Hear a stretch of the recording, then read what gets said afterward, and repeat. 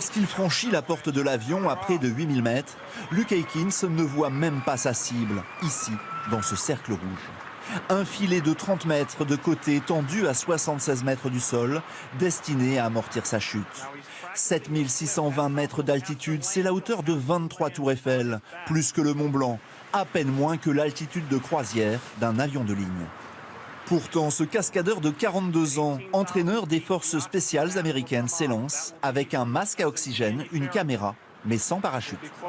Je m'entraîne pour ça depuis 2 ans. J'ai consacré ma vie à la chute libre et je veux repousser les limites.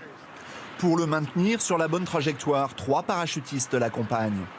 À 3500 mètres, l'un d'eux lui retire son masque. Sa vitesse atteint alors 290 km/h.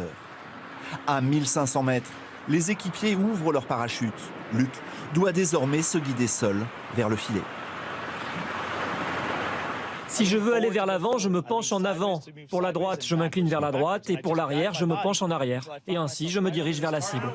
Cela paraît simple, mais la moindre erreur peut être fatale. Les derniers instants sont les plus délicats. Au dernier moment, il doit se retourner sur le dos pour que le filet absorbe au mieux l'impact. À près de 200 km/h. Au terme de 2 minutes de chute libre, il sort du filet sans une égratignure. Je suis en lévitation. C'est incroyable ce qui vient de se passer. Cette première mondiale a été retransmise par une télévision américaine et relayée par des centaines de sites internet. Un buzz planétaire qu'il entend désormais faire fructifier. Luke Aikins pourrait toucher quelques millions de dollars.